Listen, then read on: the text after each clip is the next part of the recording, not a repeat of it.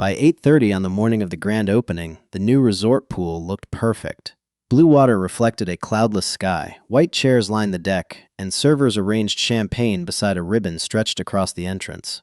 Karen Whitmore stood beneath a polished HOA backdrop greeting investors when Ethan Walker noticed the geotechnical engineer stop beside the deep end. The man stared at the ground-penetrating radar screen, then looked up sharply. "Everyone needs to move back from the pool." Karen laughed. Ethan did not. A city inspector walked through the gate carrying a sealed envelope and headed straight for the entrance sign. If you enjoy stories where patience, evidence, and the law matter more than shouting, subscribe and stay with this one. Because the real reason that pool closed began months before anyone poured a single glass of champagne. 4 months earlier, Ethan Walker had first heard about the project from a glossy HOA mailer that landed in his mailbox on a quiet Tuesday afternoon. The front showed a computer rendering of a turquoise pool surrounded by stone decking, shaded cabanas, ornamental grasses, and a compact clubhouse with broad windows facing the water. Across the top, in gold lettering, the association called it the Cedar Ridge Wellness and Recreation Pavilion.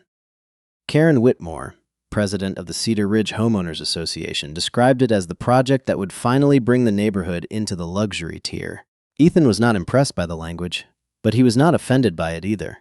He owned land along the western edge of Cedar Ridge, property his family had held long before the subdivision existed. He was not a member of the HOA, had no desire to join, and had spent years ignoring most of its disputes. People could build a pool if they had the land, permits, and money. That was their business. What caught his attention was a small site map printed on the back page. The proposed pool sat on a narrow parcel that had remained undeveloped for as long as Ethan could remember. The parcel lay between the HOA's landscaped walking trail and a dry stand of cottonwoods near Ethan's boundary fence. For years it had looked useless, a patch of hard ground broken by weeds and old stones. Children did not play there. Landscaping crews rarely crossed it. Even utility contractors tended to route around it. Karen's letter explained that the HOA had purchased the parcel from a regional holding company after what she called a complex but fully completed title transfer. She wrote that the board had spent nearly a year assembling financing, approvals, and private investment for a project valued at approximately $2.4 million. The pool would be the centerpiece. There would also be a small clubhouse, 2 rows of cabanas, a landscaped courtyard, a fire feature, upgraded lighting, and enough event space to host private gatherings. Ethan read the page twice, then walked outside. From the edge of his property, he could already hear machinery. A temporary construction fence had gone up along the trail. Beyond it, an excavator was carving a broad rectangular hole into the center of the parcel. Dump trucks moved in and out through a newly cut access lane. Survey stakes marked the future deck. 2 workers were stretching bright line between them. Ethan stood there for several minutes, not because he disliked the project, but because the excavator was digging in a place that felt wrong. He walked 50 yards along his fence, stopped and looked through the chain link. The operator lowered the bucket again, pulling up a load of pale, compacted soil. A laborer near the trench waved him farther left. Ethan followed the movement with his eyes, then looked toward a cluster of cottonwoods beyond the machine. There had once been a steel marker near those trees. He had not thought about it in years. It was never decorative. It was a short iron post, thick and ugly, with the remains of an old metal plate bolted to the top. When Ethan was younger, his father had told him not to move it and not to let anyone dig near it. The explanation had been simple: old mine ground. That part of the county had seen scattered mineral exploration long before Cedar Ridge existed. Most of the workings were small compared with the famous mining districts farther west. Some were test adits. Some were vertical shafts.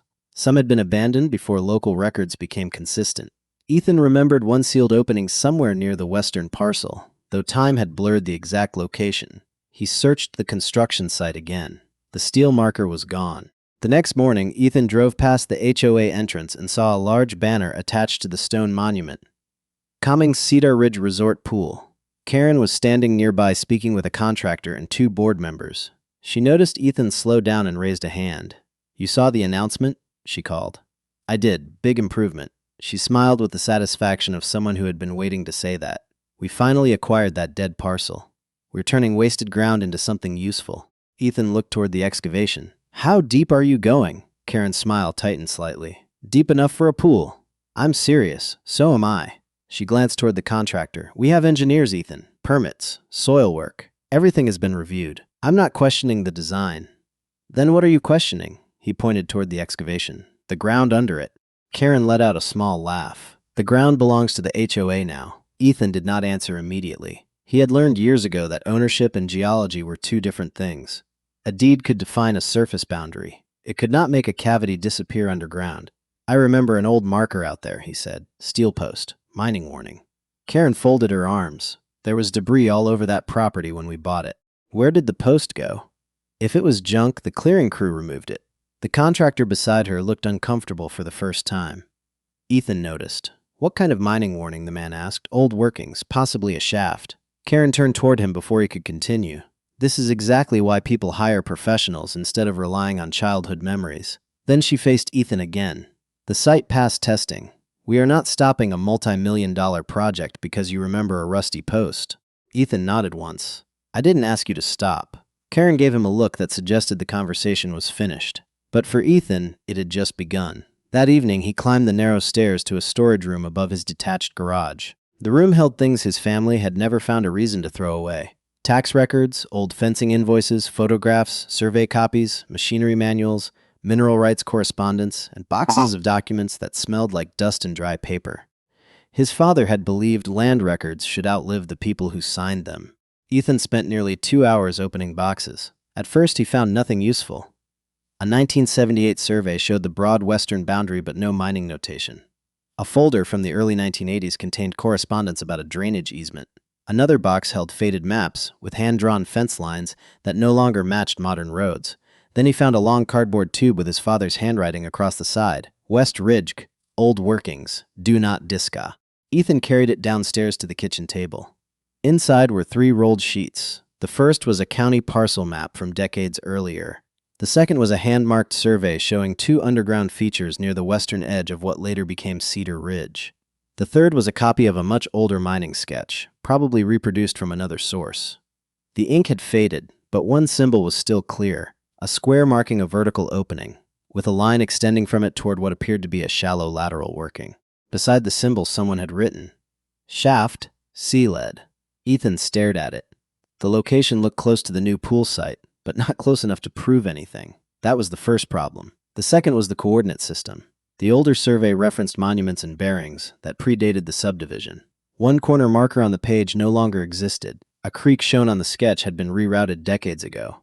A dirt access road had become 3 different residential streets. He could not simply lay the old map over a modern satellite image and declare the pool unsafe. So he did what Karen had accused him of not doing. He relied on professionals.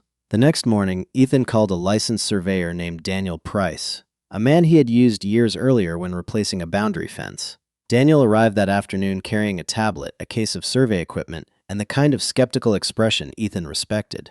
You're telling me there's a mine shaft under their pool? Daniel asked. No, Ethan said. I'm telling you there used to be a shaft somewhere in this area, and I want to know where. Daniel looked at him for a moment, then smiled slightly.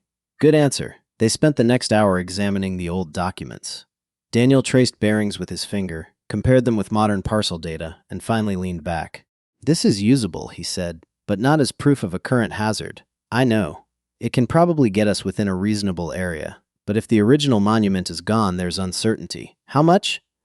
Enough that I wouldn't accuse anybody of building on a shaft based on this alone. Ethan tapped the old map. Would you recommend subsurface testing? If the historical record is authentic and the modern construction is within the overlap area? Yes, absolutely. Daniel took photographs of the documents and spent the next day reconstructing the old control points. By late afternoon, he called Ethan back. I've got a preliminary overlay, he said. Come by my office. On a large monitor, Daniel displayed a current parcel map and a transparent layer based on the older survey. The alignment was imperfect, but the old shaft symbol landed alarmingly close to the eastern half of the new pool footprint. How close? Ethan asked. Depending on how much error is in the old reference, anywhere from directly under the deck to somewhere under the basin. Ethan stared at the screen. Daniel continued. That does not mean the pool is about to collapse. It means there is enough uncertainty that nobody should guess. That distinction mattered. Ethan had no interest in becoming the man who screamed catastrophe based on an old piece of paper. He had seen enough disputes around Cedar Ridge to know that exaggeration was a gift to the other side. If he claimed the pool would fail and the claim could not be immediately proven, Karen would make the entire issue about him. So he asked a narrower question. What would settle it? Geotechnical review. Ground-penetrating radar might help, depending on soil conditions. Electrical resistivity could help, borings in targeted locations. Historical mining records if we can find them. Daniel looked again at the overlay. The main thing is this should have been addressed before excavation if the mine notation was known. That sentence stayed with Ethan, if it was known. The following Monday, Ethan visited the county records office. He expected a tedious afternoon. He got one. The current deed confirmed that the HOA, through a property entity it controlled, had acquired the surface parcel from a landholding company 11 months earlier. Karen had been right about that. The transaction appeared recorded, the legal description matched the parcel, and nothing in the main deed suggested Ethan owned the surface. That eliminated the simplest version of the story. Ethan could not walk into the HOA office and say, "This is my land." It was not. But the older chain of title contained language that made him slow down. Several decades earlier, the parcel had been part of a larger tract severed between surface ownership and mineral interests. A recorded instrument reserved certain subsurface rights and referenced abandoned workings. Another document imposed a notice requirement on future surface owners if construction occurred within mapped historic mining areas. The language was old and awkward, written in a style that seemed designed to discourage ordinary people from reading past the first paragraph. Ethan requested copies. Then he asked for the permit file for the pool project. The clerk told him that building records were handled downstairs. There, Ethan obtained a public copy of the site development application, structural submittals, and a geotechnical letter prepared months earlier. He did not understand every technical term, but one thing was obvious. The application included a checklist asking whether the site was affected by known subsurface hazards, abandoned excavations, mining features, unstable fill, or similar conditions. The box was marked "No Known Hazards." Ethan read it twice. There was no attached historical mine map, no notation about the old shaft, no explanation of the severed mineral estate, no reference to the notice language he had just found upstairs. He asked the clerk whether all supporting materials were included. "As far as the public file shows," she said. "Who submitted this?" She pointed to the applicant line. "Cedar Ridge Community Development LLC, signed through an authorized representative." Ethan recognized the name. It was the entity the HOA had used to acquire the parcel. He also recognized the signature beneath it. Karen Whitmore. That still did not prove fraud. Karen could have relied on a title company. She could have missed the old language. Someone else could have filled out the form. Ethan did not know, but he had enough to ask a formal question. He sent a written notice to the HOA, copied the county building department, and attached the old survey, the modern overlay, and the title documents. His request was careful and specific. He did not demand demolition. He did not demand that construction stop permanently. He asked that the pool area receive independent geotechnical review before public occupancy because available historical records showed possible abandoned mine workings within or near the project footprint. Karen responded within 3 hours. Her email opened with, "Ethan, this harassment has gone far enough." She wrote that the association had lawfully purchased the land, obtained permits, hired licensed contractors, and completed required soil testing. She accused Ethan of attempting to interfere with a private project because he disliked the HOA. She warned that further obstruction could expose him to legal claims for delay costs. Ethan read the email once, then forwarded it to Daniel. Daniel called him immediately. "She's answering an ownership question you didn't ask." "Exactly." 2 days later, Karen came to Ethan's property in person. She stood outside his gate holding a thick folder and wearing the controlled expression she used when board meetings became tense. "You had months to complain," she said as soon as he approached. Ethan stopped on his side of the gate. "I'm not complaining about the pool. I'm asking what's under it." Karen held up the folder. "This is what's under it. Tested soil, engineered fill, compaction data, signed reports. Can I see the borings?" She hesitated, then passed copies through the gate. Ethan had already seen a shorter version in the permit file. These pages contained more detail. The testing company had taken multiple borings around the project area. The results were not obviously alarming. Dense soils in several locations. Engineered recommendations. No immediate collapse language. For a moment, Karen seemed to have the stronger case. Then Ethan noticed the boring location diagram. The samples formed a rough ring around the pool footprint. One near the clubhouse, one near the south deck, one along the access lane, another near the utility trench. None had been drilled through the central eastern section where Daniel's overlay placed the historic shaft uncertainty zone. Ethan pointed to the blank area. "Where's the boring here?" Karen looked down. "The engineer determined the required locations, maybe, but this is the area the old map identifies. The old map you found in your garage. The old map that matches recorded mining references in the county chain of title. She took the back. You are not a geotechnical engineer. No. Ethan nodded. That's why I'm asking for one. Karen's jaw tightened.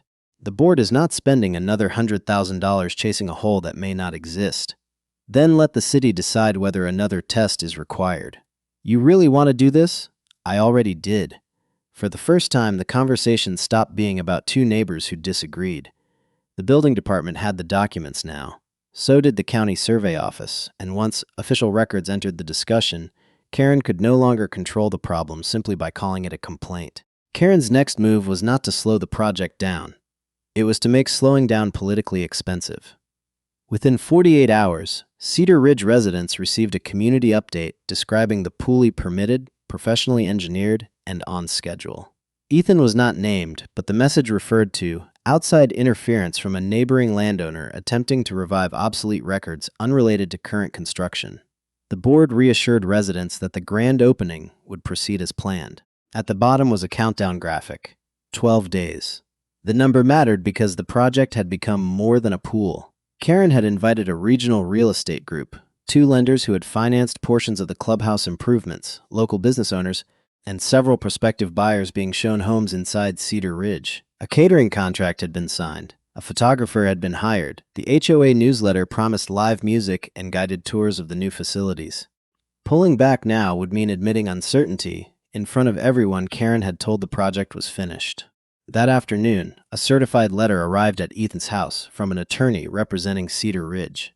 It accused him of interfering with contractual relations and warned him against entering the construction parcel, contacting contractors directly, or making unverified public statements concerning alleged mine hazards. Ethan read it at his kitchen table. Then he put it beside the old survey. He had not entered their property. He had not contacted their contractor. He had not posted anything publicly. The letter was useful mostly because it showed how the HOA intended to frame the dispute. Daniel called later that evening. I spoke with the county surveyor, he said. They found your historical map reference. In their system? Not in the pool permit file. In a scanned archive tied to the older tract. Ethan leaned back. So it's real. It's real enough to investigate. More importantly, it appears nobody attached it when the property was developed for this project. Would they have been required to? That's a question for the building department and whoever prepared the environmental or geotechnical review.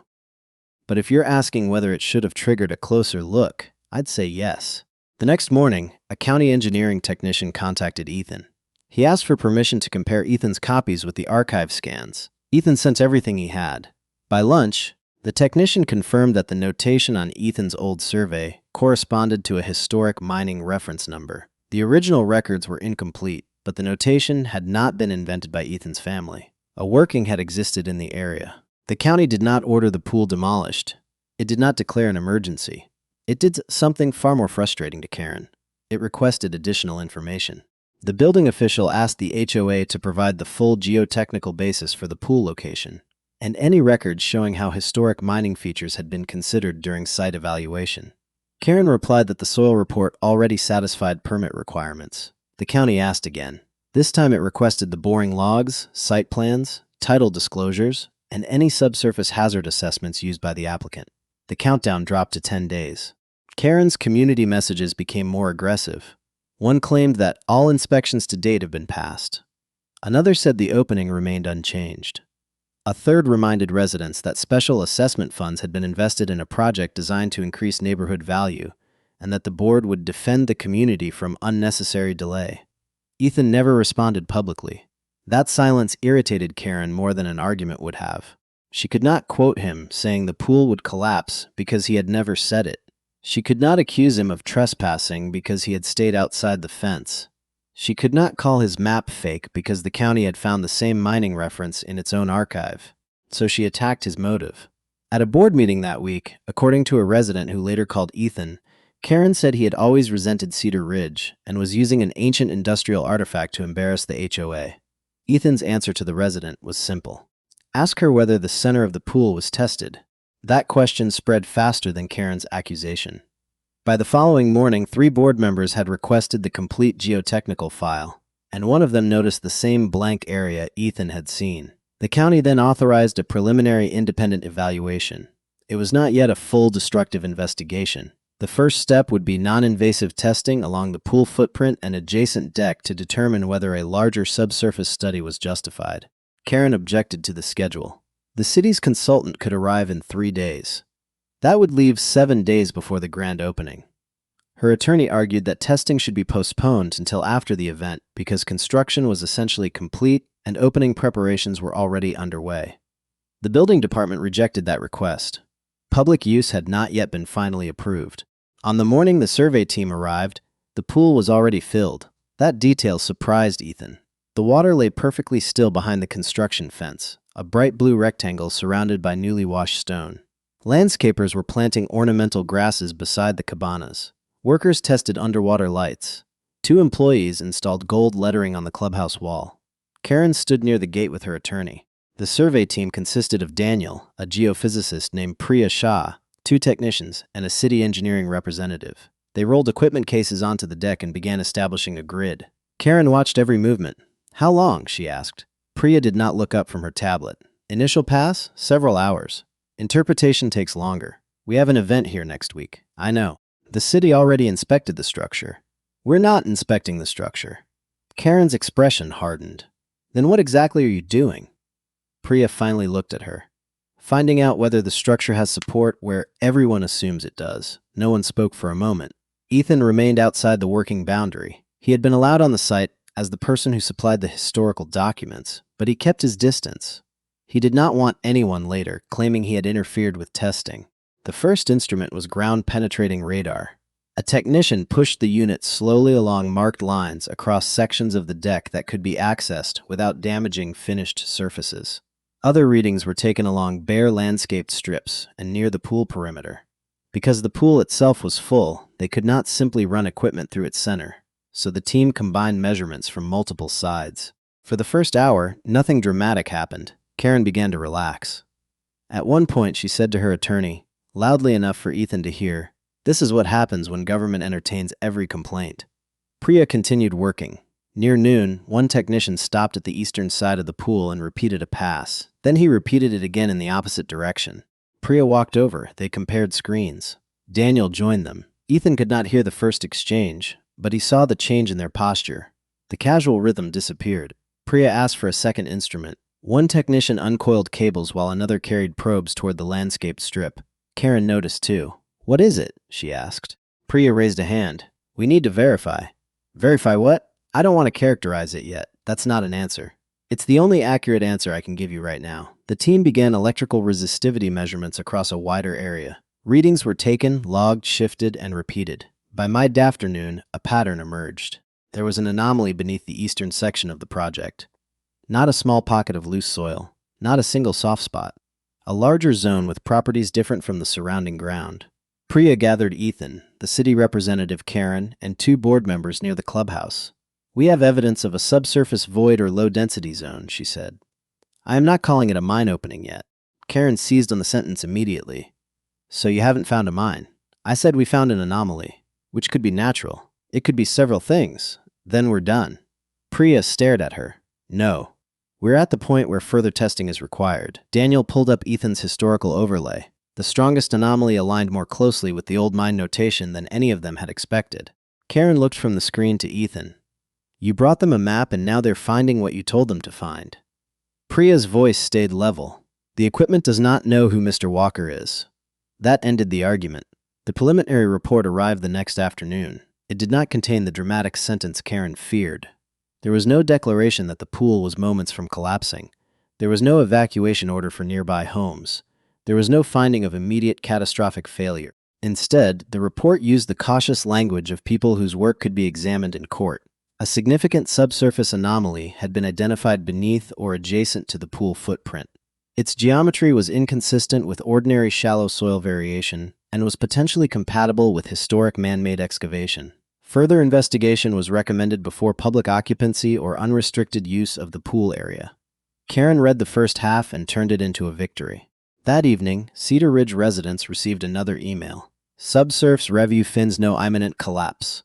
The message said experts had found no evidence requiring evacuation and that preparations for the grand opening continued.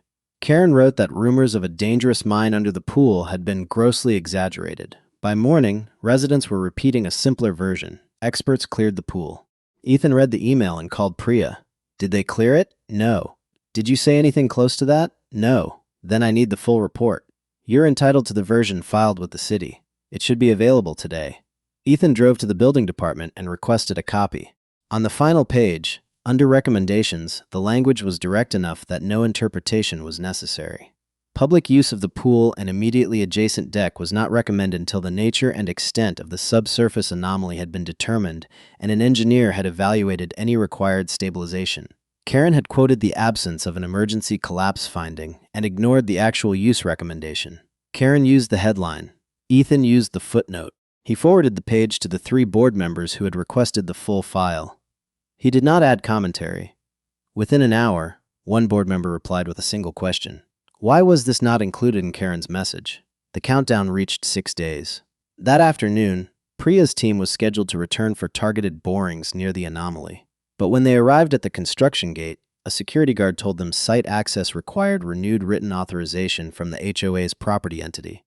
The city representative showed the inspection notice. The guard called his supervisor. Karen arrived 20 minutes later with her attorney. We're not refusing an inspection, she said. We're clarifying the scope. There are finished surfaces here. If your equipment damages the deck, somebody pays for it. The city representative answered, that can be documented. But the inspection proceeds. Karen's attorney requested a delay until the next morning. The city agreed to 4 hours, not a day. By then, word had reached the building official overseeing the permit review. He began reading the original application alongside the historical documents and the new preliminary report. Near the end of the afternoon, he called the HOA's permitting consultant. His question was not about the radar. It was about a line on the original application. Known subsurface hazards, none disclosed. The official asked who signed this certification. The answer led back to Cedar Ridge Community Development, LLC. And the authorized representative on file was Karen Whitmore. That did not mean Karen personally knew about the mine when she signed it. But the question shifted again. Not, is there a hole? Now it was. What did the applicant know when the permit was submitted? The city requested the project's title package, due diligence records, consultant correspondence, and any site selection communications discussing historic land use. The request touched more people than Karen expected. The title company had records. The insurer had underwriting questions. The construction contractor had a scope agreement identifying information it expected the owner to provide. The lender wanted to know whether a material site condition had been omitted, and the investors Karen had invited to celebrate the grand opening suddenly wanted written assurance that the facility could legally open. The pool was no longer a dispute between an HOA president and the man next door.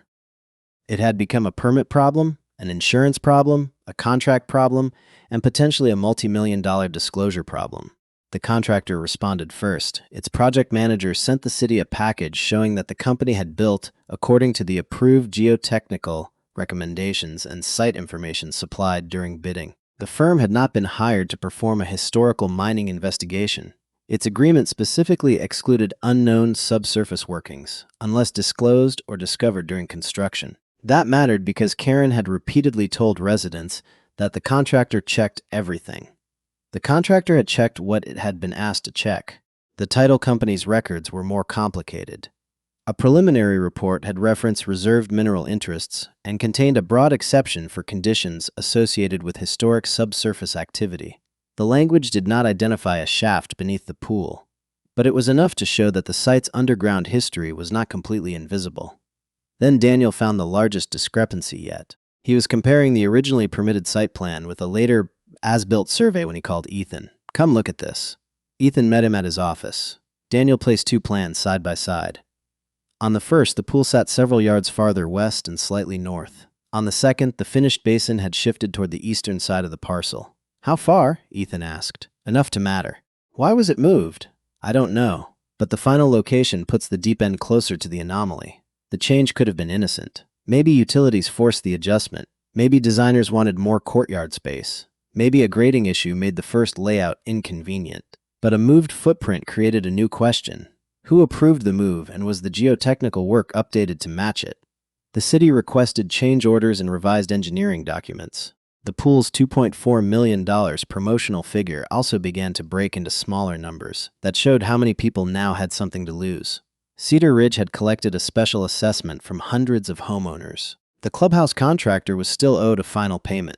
Event vendors held non-refundable deposits. Landscaping had been accelerated for the opening. Private partners had contributed funds tied to access and future programming. More than 200 guests had been invited to the launch. Every day of delay now had a dollar figure. That made Karen more determined, not less. At an emergency board meeting 4 days before the opening, she argued that the HOA could separate the unresolved pool question from the event itself. "We can open the clubhouse," she said. "We can hold the ceremony. We can keep people off the water if necessary. There is no evacuation order. There is no collapse order. We are not canceling a major community event because someone found an anomaly." One board member asked whether the deck itself was included in the warning. Karen said the engineers had not declared the entire site unsafe. Another board member held up the report. "It says pool and immediately adjacent deck should not be used." Karen answered, "Recommended. It says recommended." The distinction was legally important and politically dangerous. The city had not yet issued its final occupancy decision. Karen intended to use every hour before that decision arrived. Then an old email surfaced. It had been sent nearly 9 months earlier, before major excavation began, by a consultant involved in early site review. The message was brief. It mentioned legacy mining notation in historical title survey material, and suggested confirming whether additional geotechnical scope would be prudent if the recreation footprint moved east. The email had been sent to 3 people. One was the development coordinator. One was the project architect. The third was Karen. Ethan saw the email only after it entered the city's review file. He read it slowly. There was still no evidence that Karen had known a shaft sat beneath the exact pool location. The consultant had not said that. The notation might have referred to the general tract. But one fact was now difficult to deny. Before construction, Karen had been warned that historical mining information existed, and later the pool footprint had moved east. The countdown reached 72 hours. At 72 hours, the investigation changed character. Until then, most of the fight had lived in documents, emails, diagrams, and cautious language. Now the city wanted a final answer about whether the pool area could be occupied, and the geotechnical team needed physical data from the exact zone the earlier testing had missed. Priya returned with a drilling contractor, a borehole camera, additional resistivity equipment, and a written access order from the building department. This time there was no argument at the gate. Sections of finished landscaping had to be removed so the crew could reach the eastern side of the basin. Workers rolled back sod, lifted decorative stone, and exposed compacted fill beneath the new courtyard. Karen stood nearby with 2 board members, watching the project she had spent months presenting as complete being partially opened again. The first boring reached ordinary compacted material. The second did too. The third was different. At a depth below the engineered surface layers, resistance dropped unexpectedly. The drill advanced through material that did not match the surrounding formation. The crew stopped, changed equipment, and lowered a camera through a narrow access point created for inspection. The image was poor at first. Dust, broken rock, darkness. Then the camera cleared an edge. Below the compacted cap was open space. Priya asked the operator to rotate the lens. Timber remnants appeared along one side, blackened with age but still recognizable as human construction. A rough wall extended beyond the camera's light. The opening was not enormous at that point, but it continued beyond what they could see. Daniel compared the position with the historic overlay. "The old shaft line is close," he said. Priya shook her head. "Close is not enough, we map it." They did. By the end of the day, combined data suggested that an old vertical opening had been sealed from above decades earlier, while portions of connected underground workings remained. Fill placed near the surface had hidden the feature well enough for routine shallow work, but no one could show that the abandoned void system had been evaluated for the concentrated loads, water weight, and public occupancy associated with the resort pool. The most concerning zone extended beneath part of the eastern deck and toward the deep end of the basin. That still did not mean the pool would suddenly disappear into the ground. Priya refused to say anything like that. At a field meeting, Karen demanded a direct answer. "Is the pool collapsing?" "No." "Is there evidence it is about to collapse?" "No." Karen turned toward the board members. "Then we are talking about a theoretical concern." Priya did not raise her voice. "We are talking about an uncharacterized abandoned mine working beneath a public recreational structure. I cannot certify this area for occupancy until the void is fully evaluated and, if necessary, stabilized." Karen looked at the city inspector. "That is her opinion." The inspector answered, "And it is now part of the permit record." Karen tried a different approach. Then close the water. We hold the ceremony on the cabana side. Nobody swims. Priya pointed toward the marked zone on the plan. The concern is not limited to swimmers. The clubhouse is outside it. Part of the event space may be outside it. The adjacent deck is not. Karen's attorney asked whether barriers could create a temporary exclusion zone. The inspector said he would review the final recommendation before making any decision. Karen heard what she wanted to hear, not yet denied. She kept the grand opening on the calendar. That night, Cedar Ridge residents received a message saying the event would proceed with minor access adjustments. The pool itself might remain decorative pending routine technical review, but the celebration would continue. Ethan read the message at home and felt no satisfaction.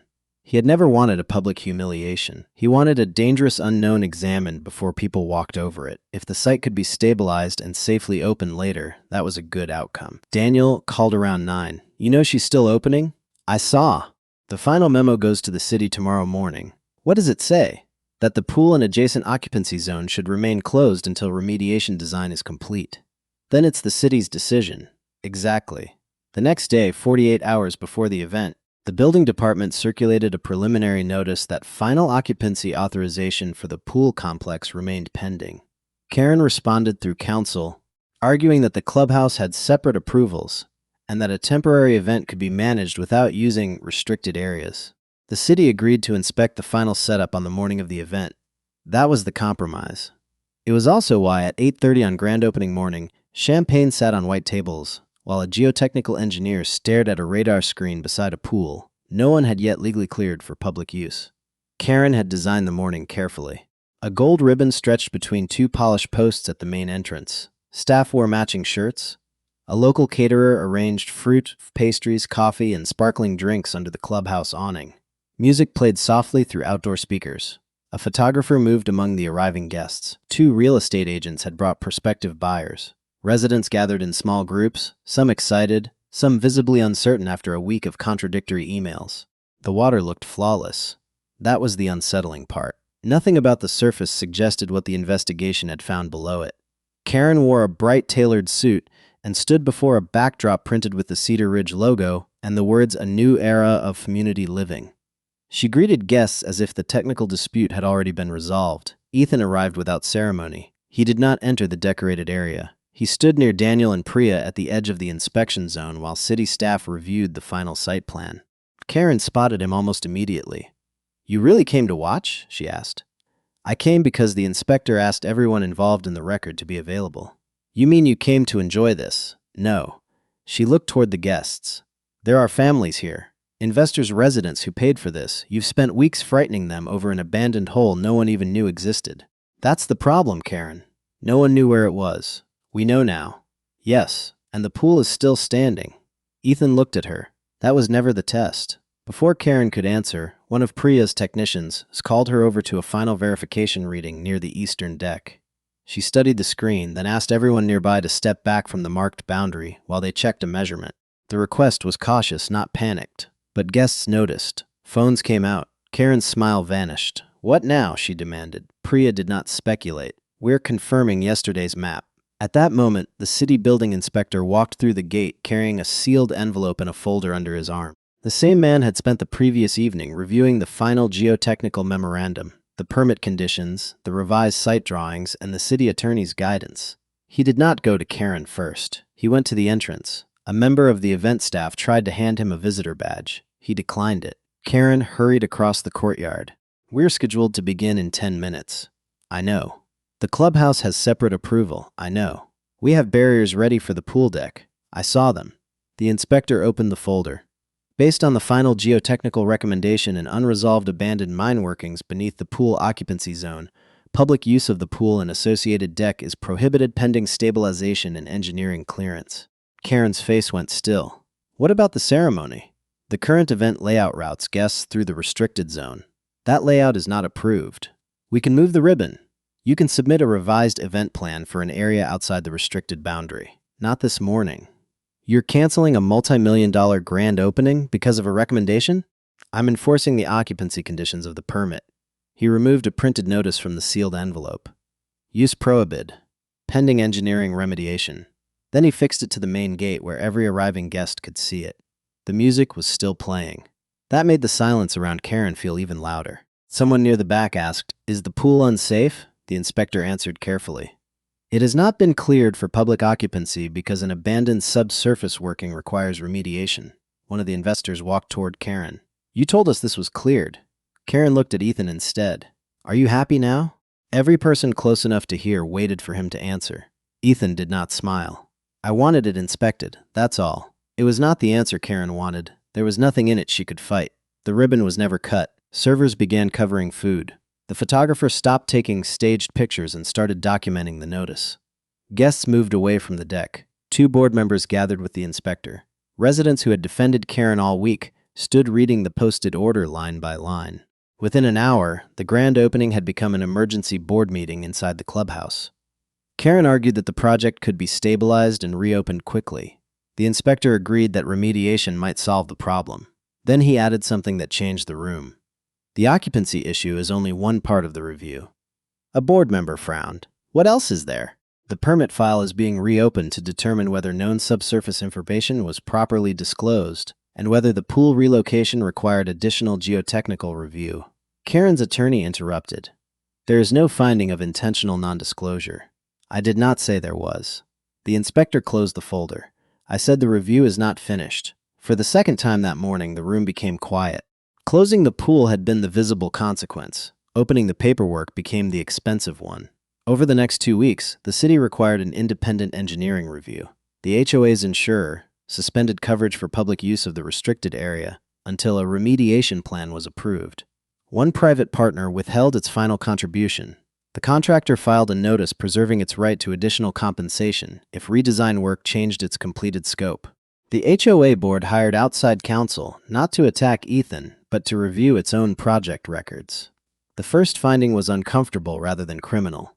Karen had received the old mining notation email months before excavation. She had forwarded it to the development coordinator with a short message asking whether it would affect schedule. The coordinator had replied that the issue should be confirmed if the recreation footprint moved toward the referenced area. Weeks later, the footprint did move. The reason was mundane. A utility conflict and a desire for more open courtyard space had pushed the pool east during final design coordination. The change improved the layout above ground. No one had returned to the earlier mining question below ground. The project architect assumed geotechnical review would address subsurface conditions. The geotechnical consultant assumed its original scope remained tied to the locations provided at the time of testing. The contractor assumed owner-provided site information was complete. The HOA development entity assumed its consultants would flag anything that stopped construction. Everyone had assumed someone else owned the question. Karen had received enough information to know the question existed, but not enough to know the precise answer. Instead of insisting on an answer, she had treated uncertainty as a scheduling problem. That became the central failure. The outside review found no evidence that Karen had secretly plotted to put people in danger. There was no hidden plan to build over a known open shaft. The truth was less dramatic and, in some ways, more believable. She had wanted the project finished. She had tied her reputation to the opening date. She had dismissed an old warning because it complicated a modern plan. And each time a consultant used cautious language, she interpreted the absence of a definitive stop as permission to keep moving. The financial consequences arrived quickly. The first remediation estimate was just under $600,000. A more extensive option, involving pressure grouting, structural redesign, and partial reconstruction of the eastern deck, could exceed $900,000. Engineering, testing, event cancellation costs, temporary fencing, legal review, and contractor change orders pushed the possible total higher. Residents were furious. Not because Ethan had discovered an old mine, because they had been told repeatedly that the issue was nonsense after the project file already contained reasons to investigate it. At the next full HOA meeting, more than 200 residents packed the community hall. The board projected the timeline on a screen. Title notation, consultant warning, footprint move, original borings, Ethan's letter, radar anomaly, full report, grand opening notice. Seen together, the sequence was difficult to defend. Karen stood at the front table and insisted she had relied on professionals. One resident answered, "Then why did your email say the experts cleared the pool when their report said not to use it?" Karen said she had summarized preliminary findings in good faith. Another resident held up a printed copy of the report. "You summarized the sentence you liked." The board president's authority, which had once made Karen the loudest voice in every Cedar Ridge dispute, disappeared by inches that night. A motion was made to remove her from oversight of the project immediately. It passed. A second motion called for an independent audit of project spending and communications. It passed by an even larger margin. Several weeks later, after additional records were reviewed, Karen resigned as HOA president before a scheduled removal vote. No dramatic arrest followed. No federal convoy appeared. No one needed handcuffs for the consequences to be real. Her signature remained on the application. Her emails remained in the record. Her public claims remained in residents' inboxes. And the project she had planned as proof of her leadership became the reason the board rewrote its construction review procedures. The remediation itself took months. Engineers mapped the abandoned workings more completely and found that the historic shaft had indeed been sealed long ago, but connected voids extended farther than the old paper maps suggested. The pool basin did not have to be demolished entirely. Instead, the design team developed a stabilization plan using engineered grout, monitoring points, localized structural reinforcement, and reconstruction of part of the eastern deck. The work was expensive and slow. It was also documented properly. This time, every stage was photographed, tested, signed, and reviewed before the next one began. The HOA published monthly updates containing actual engineering language rather than promotional summaries. Residents could see the remediation drawings. They could read the inspection milestones. They could see where the old working had been mapped and what was being done about it. The final cost was painful, but insurance and contractual negotiations reduced some of what homeowners feared they would have to absorb. The independent audit also identified project contingencies that had not yet been spent, allowing part of the remediation to be covered without another full special assessment. Almost 9 months after the canceled grand opening, the pool finally received occupancy approval. The second opening looked nothing like the first. There was no gold ribbon, no champagne tower, no investor backdrop, no speech about a new era. A handful of residents gathered while the city inspector completed the last walkthrough. Priya stood near the eastern deck with the final engineering binder. Daniel checked the permanent survey markers installed around the remediated zone. Ethan watched from outside the crowd. One of the new board members approached him. "We're putting up a small historical plaque near the walking trail," she said. "Not about the dispute, about the old mining activity. We figured people should know why that section of land was empty for so long." Ethan nodded. "That makes sense. You could have made this a lot uglier than you did." He looked toward the water. "I didn't need to." The inspector signed the final approval. Children were not waiting at the edge. No crowd cheered. The pool simply became legal to use. That ordinary moment was the real ending. Months earlier, Karen had treated the old steel marker as junk because it did not belong in the picture she wanted to build. A rusted post, a faded survey, a line buried in a title report, a cautious consultant email. Each one looked small by itself. Together, they described the ground accurately. That was what the entire fight had been about. Not whether Ethan liked the HOA, not whether Karen liked Ethan, not whether a $2.4 million pool looked beautiful from the surface. The procedures Karen called obstacles existed because concrete, water, money, and confidence could not change what had already happened underground. A deed could transfer the land. A board vote could approve the budget. A contractor could finish on schedule. A banner could announce a grand opening. But none of those things could certify a foundation they had never examined. Ethan never broke a gate. He never shut off a machine. He never drained the pool. He never stood in front of the excavator and demanded that everyone obey him. He found an old record. He asked a narrow question. He let qualified people answer it. And when the answer became inconvenient, he did not make it louder. He made it harder to ignore. That is why the most important moment in the story was not the morning the inspector posted the closure notice. It was the quiet moment months earlier when Ethan saw that the old steel marker was gone and decided to look for the paper trail instead of starting an argument. The changes at Cedar Ridge continued after the pool reopened. The new board adopted a rule requiring historical land records to be reviewed whenever the association proposed major excavation, retaining walls, drainage structures, or buildings on parcels with incomplete development histories. Outside consultants now had to state their scope in plain language, including what they had not investigated. Permit summaries sent to residents had to quote final restrictions as clearly as favorable findings. No president could turn a preliminary report into a marketing line without the board seeing the full document first. Ethan did not attend the vote. He heard about it later from Daniel, who stopped by one afternoon carrying a copy of the final survey for Ethan's records. The new drawings showed the remediated area, the mapped workings, the permanent markers, and the boundary lines in clean, modern coordinates. Daniel placed it on Ethan's kitchen table beside the faded map that had started everything. "Your father would have liked this," Daniel said. Ethan studied the two sheets. One was yellowed, hand-marked, and difficult to read. The other was digital, precise, and stamped by 3 different professionals. They described the same piece of ground across generations. "He would have liked that they finally marked it properly," Ethan said. Daniel smiled. "And that nobody threw the marker away this time." A week later, Ethan walked the western fence at sunset. Through the trees, he could hear ordinary pool sounds drifting from Cedar Ridge. Water splashing, chairs moving, quiet conversation from the clubhouse patio. The place no longer felt like evidence in a dispute. It was simply a pool that had finally been built on ground people understood. Near the trail stood the new historical plaque. Beneath it was a short steel survey post, deliberately plain, impossible to mistake for decoration. Ethan stopped long enough to read the last line, then continued home. The lesson remained visible without accusing anyone. Before a community builds upward, it has to understand what lies below. Cedar Ridge had paid dearly to learn that certainty cannot be purchased by simply refusing to investigate uncertainty. Power often announces itself with titles, budgets, meetings, and deadlines. Evidence rarely does. Evidence can look like a faded map rolled inside a cardboard tube. It can hide in the final page of a report. It can sit in an email everyone decided was someone else's problem. And sometimes the most dangerous thing beneath a powerful institution is not what it built. It is what it chose not to examine.